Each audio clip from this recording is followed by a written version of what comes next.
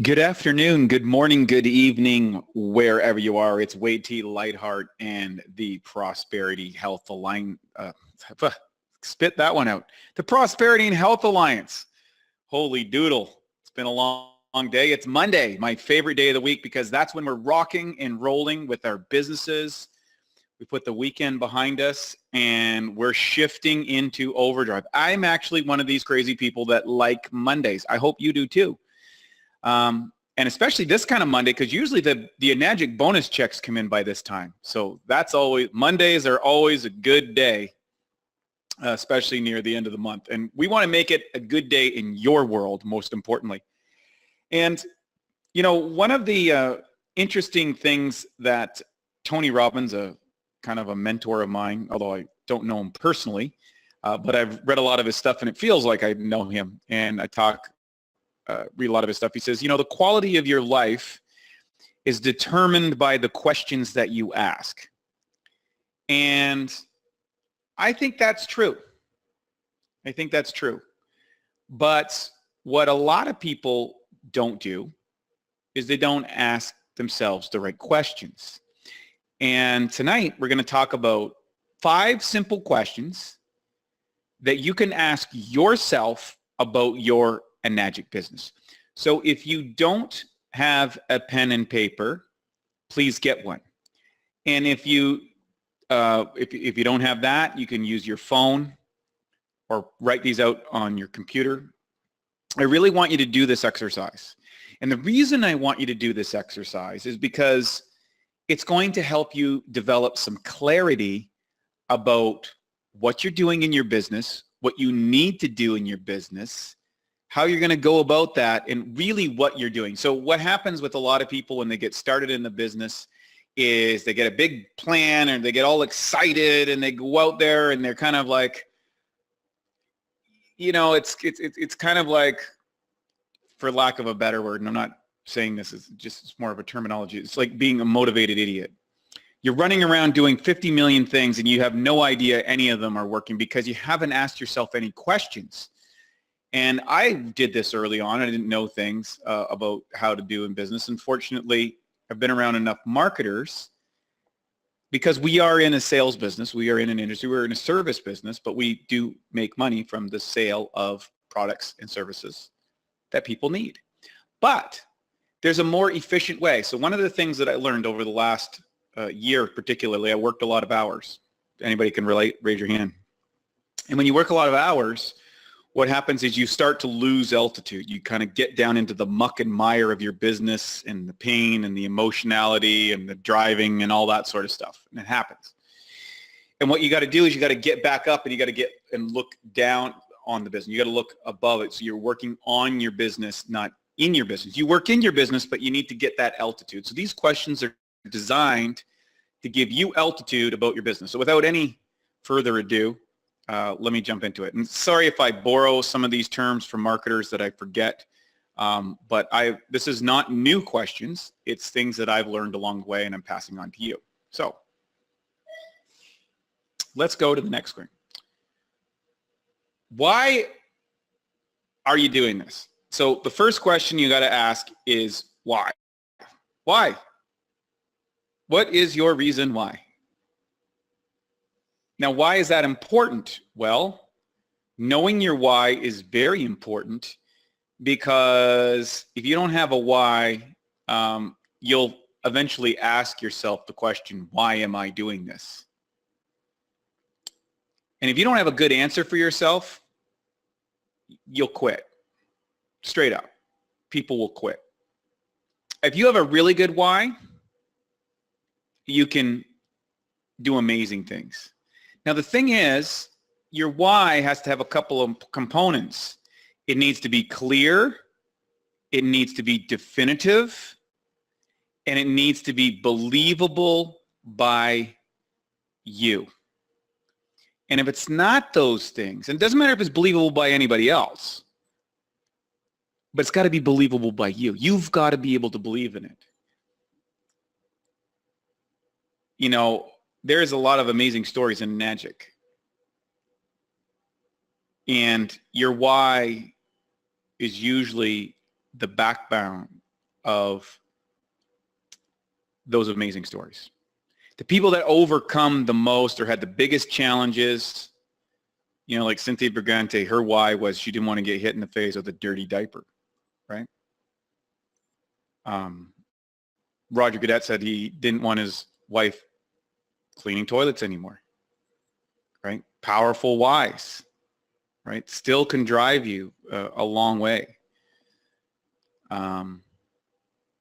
Yeah, what's your why, right? What's your why? Think about it. Clear, definitive, believable by you. Write it down. Take the time to do this. This will serve you, and you can go back to this regularly. That's another key. All right. So the first thing is why. The next key or the next question, who is your market? Now, this is a question that we ask in regular business marketing all the time. If you're selling cigars, who's your market? If you're selling watches, men's watches, right? Are they luxury watches? Are they Timex watches? Are they the digital watches? Are they sport watches? Who is your market? Because if you understand your market, you can tailor your pitch. And your pitch oftentimes will be relative to your story because there's relatability. So whether it's your friends or your coworkers, okay, those are a couple markets. Those are relatively limited, but a lot of people start out there. And I think it's a great place. You know, you can start out there to start learning the ropes of your business, but your friends and your coworkers will never, ever, ever, well, there's the exception, but for the most part, those people will not build a ginormous organization for you. It'll probably, you might find somebody through a friend or through a coworker that does, but your chances are the people that really grow your business you've never met and will get there. Another way to go is social media. A lot of people are using social media and connecting through social media, and that's a whole different way of branding and marketing yourself than if you are in traditional MLM. And a lot of people are getting into that now. But if you're going to do social media, you better develop some skills of social media, take some courses in social media, learn from some people doing social media, and get good at social media. If you're going to go to friends and coworkers, or you're going to, you know, you're going to have to learn how to build kind of the hard skills, you know, Eric Worre talks about. Or maybe you're going to go do trade shows, right? Maybe that's your thing. You're going to do trade shows. You're going to do demos. You like meeting lots of people. You set up on the weekend. There's hundreds of people go by. Then you do your follow-up.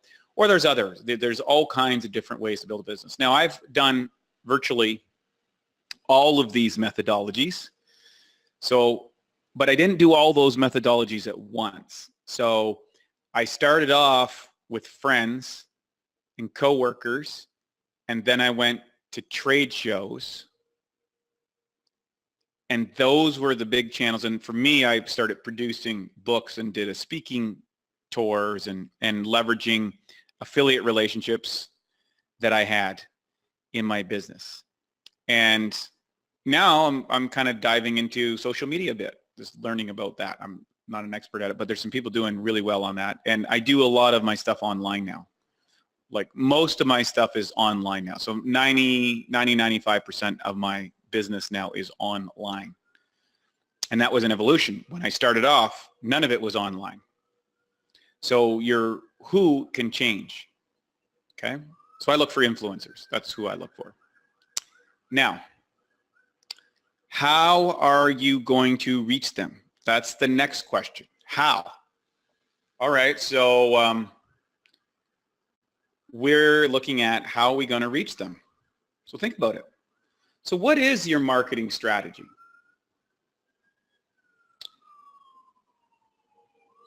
Have you thought about it?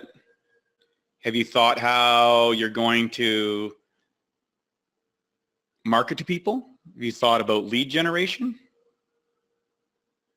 What's your strategy? Think about it for a second. Let's take a moment, write that down. How are you going to generate leads? Are you going to hand out newspapers like some people do? They have the healthy newspapers, or they hand out books, or they go to trade shows, or they go to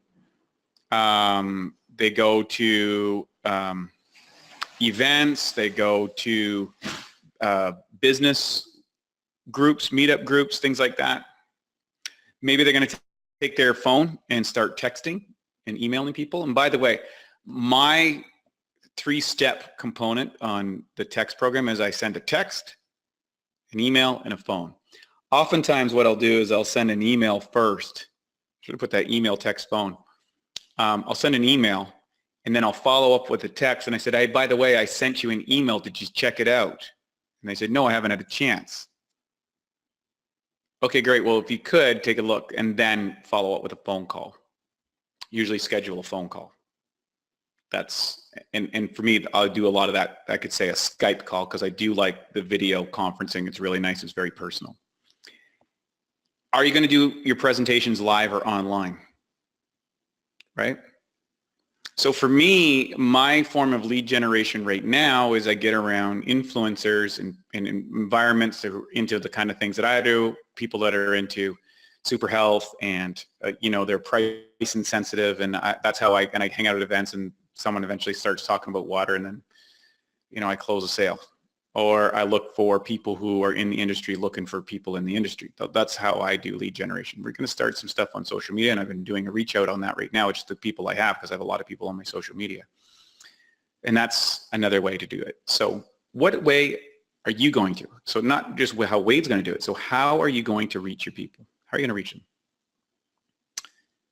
Next, what is your daily method of operation? And Creel did a really good job on this. If you go back into the videos, your daily method of operation, he is extraordinary at building out processes and finding things, how to do things. And so I'm going to encourage you to reach out and figure out what is your daily method of operation? What is it? What does that look like? Have you set aside the time in your schedule like you would for your job?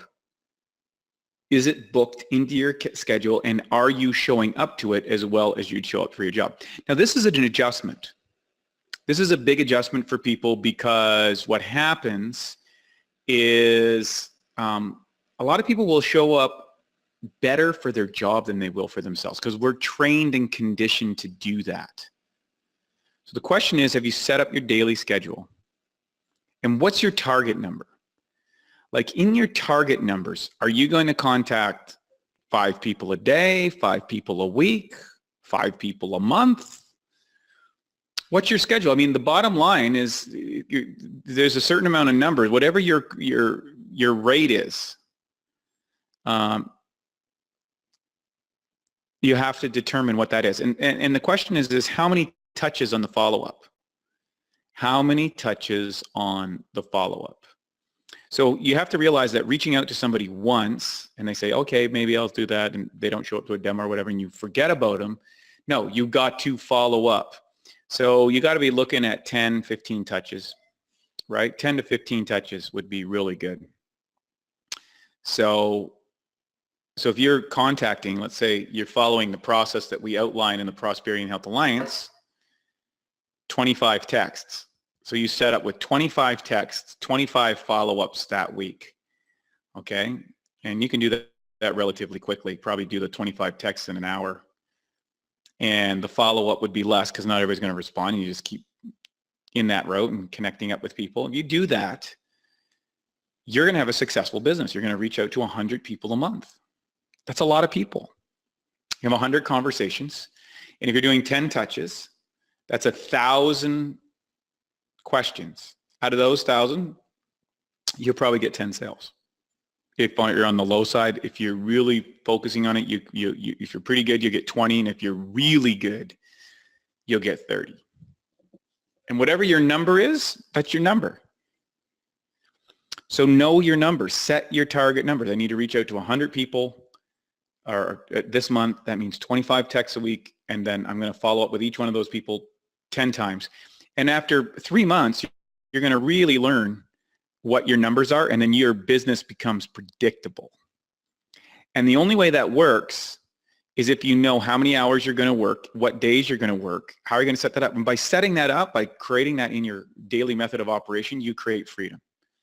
Your schedule needs to be your freedom. If you don't have a schedule, you're not free because you're thinking about it all the time.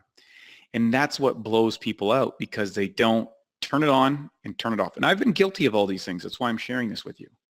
I've done all the wrong moves. So I'm not here to say that I'm better or I've got it all figured out or whatever. I've made all these mistakes, and I constantly have to go back to it. I just recently did. I just recently had to change some things in my calendar this year because I was overcommitted. Too much in the business, not on the business, and making sure that I was making money moves, as my business partner would say. So I've literally scheduled 2 hours a day in my life where I have what I call money moves. Now, what is a money move? Money move is when I am having a direct conversation with someone which could result in more business for my company. It's not operations. It's not a training webinar like we're doing right now. And although that does help because it helps you guys, and you guys go out there and that makes a big difference. But the money move is literally having a conversation where there is an action point at the end that I'm moving somebody closer to a sale. That's a money move. Everything else, you're kidding yourself. So if I'm booking an appointment, that's not really a money move. It is, but the real money move is when I'm having a conversation with somebody that I can make that happen. Okay? So what's your target number? And how many touches are you going to follow up? The fortune is in the follow-up, folks. Key number 5, last question. When are you going to do this? Like, think about that for a second. When? So how old are you right now? If you're my age, up in your mid-40s, you might say, oh, that's way to get up there, right? How long do I want to be working? If you're in your 50s or 60s, how much time do you got? If you're 20s, like, buckle down for 5 or 10 years. Get it done. You know, there are some 20-year-olds in this business that are making 7 figures a year because they got the when. You see, the biggest trap that I see people setting themselves up for is this question: when? When the kids are ready, when Christmas, you know, after when we get the Christmas holidays done, when I get back from my vacation, when my spouse gets on board, when I get the new machine, when I hook up with the new group, when I get my business cards done, when I get my website set up, when I read that extra book, when after Thanksgiving, when. This will kill you. It's a story. When is a story? There is no when. There is only now. Are you going to do it? Or are you going to give yourself an excuse? An excuse usually goes as when I blah, blah, blah. Time's running out. How much time do you have left? Really, think about it. I look at it right now, right? So I'm 45.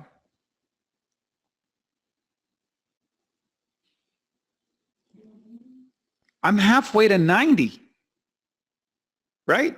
If I take my whole life, I'll be 90 years old. How many 90-year-olds are out there rocking it? Not a lot.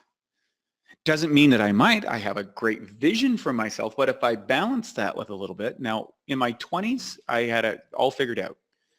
But now that I'm in my 40s, I realize, whoa, life goes by really fast. It's later than you think. So One of the big things that I think that can push you over the top if you're in the when conversation is events. When you get to events, you get charged up with the company, you get charged up with the system, you get charged up with your why. You figure out, oh, that's something I can do. You start to learn the what, you start to learn the how. You remember your whys. You start saying, okay, I'm going to start and do my daily method of operation now. You get that voice, that one person that triggers you and sets you off. That's why we do events. Don't let when kill your dreams. I hope you enjoyed this. I hope you wrote these questions down. And I hope you take charge of your business. And I hope to see you in either Singapore or Hawaii. We've got a couple big events coming up, November 12th and 13th in Singapore, Asia. Big event, sold out.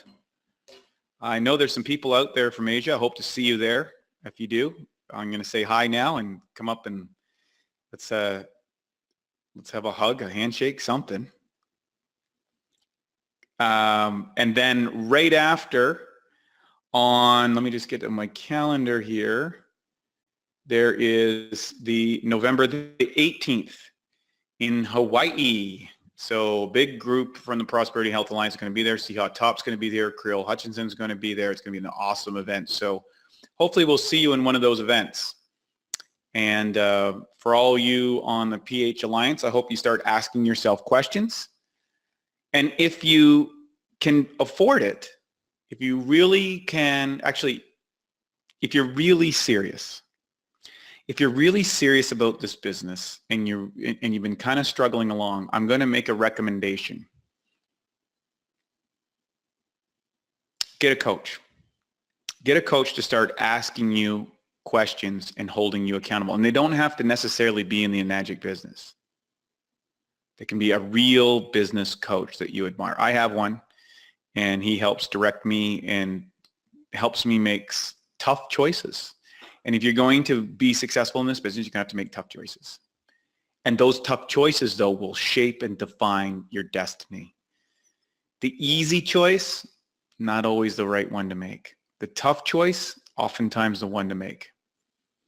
So for all of you out there from me and the other members of the Prosperity Health Alliance, I want to thank you so much. I hope to see you at one of the events. I hope you ask yourself those questions. And of course, we'll be here next Monday. Of course, will be the Danny D. McCauley's event, first of the month. And then we'll be back after that with Creel Hutchison. So I'll see you in a few weeks. I'm off to Asia. I want to thank you all for joining us today, tonight, and this morning on the Prosperity and Health Alliance. Wherever you are, lots of love and compassion to you.